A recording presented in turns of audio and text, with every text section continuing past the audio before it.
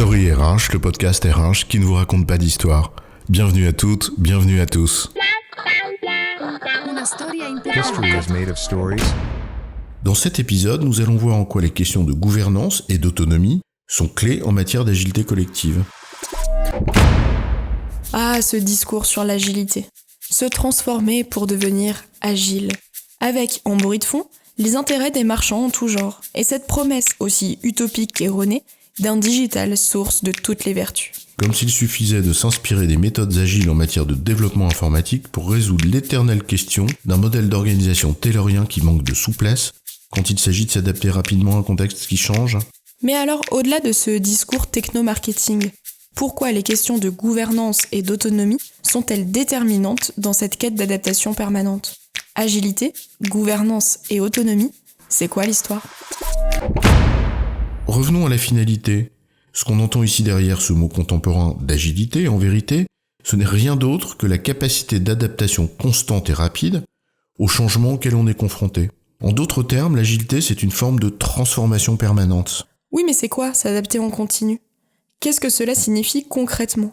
On le sait, l'entreprise est essentiellement structurée par des processus normatifs, dérivés et contemporains du taylorisme, parce qu'elle a besoin d'être efficiente. Alors il suffirait de dire que s'adapter collectivement au fond, c'est adapter les processus collectifs à une nouvelle donne, à une situation qui a changé. Sauf que dans la pratique, on le sait, c'est loin d'être aussi simple, et ça pour deux raisons.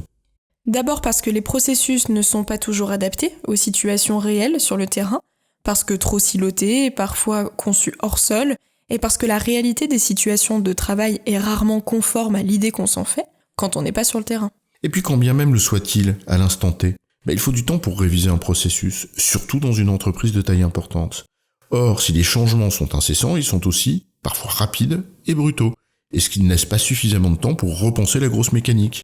D'un côté, les processus sont parfois une sorte de grand machin, comme le général de Gaulle qualifiait l'ONU à une époque, pour désigner quelque chose de lourd, de complexe, inadapté aux circonstances concrètes. Et de l'autre, l'inertie du grand paquebot qui, lorsqu'il veut changer de cap, a besoin de temps et de distance. Il ne peut pas donner des coups de gouvernail à droite à gauche pour surfer sur chaque vague, comme le ferait un skieur de boss pour épouser le terrain.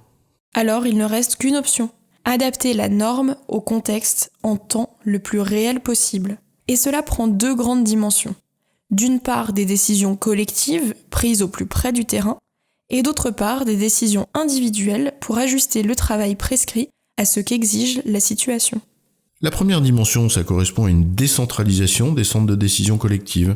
On accepte en d'autres termes que la prise de risque qui résulte inévitablement de ces modifications soit assumée à un niveau plus local. Et par conséquent, cela questionne la nature de la structure de gouvernance des entreprises. Une grande entreprise intégrée, centralisée, où les décisions collectives ne sont prises que dans un siège mondial, dans une grande tour, s'adapte moins vite, par nature, que des structures locales qui collent à la réalité du terrain.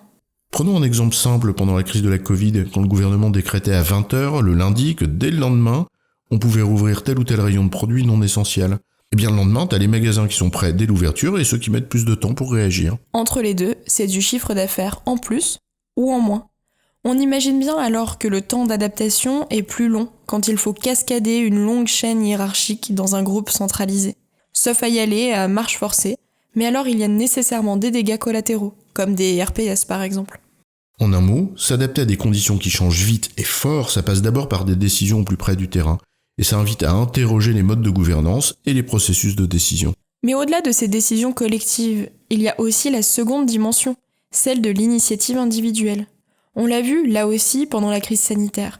Dans de nombreuses entreprises, les adaptations se sont faites grâce à des collaborateurs qui se sont non seulement engagés, mais qui ont pris des initiatives pour faire en sorte que ça marche.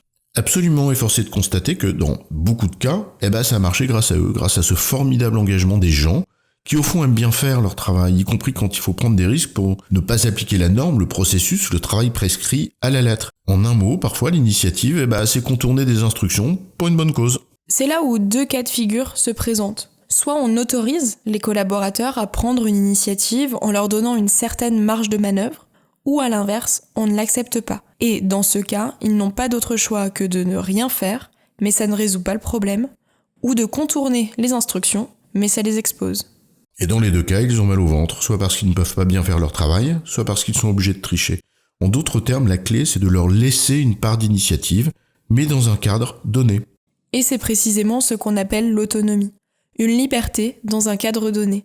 Et qui t'est donnée par ton manager qui t'a délégué une zone de responsabilité au sein de laquelle tu te gouvernes librement.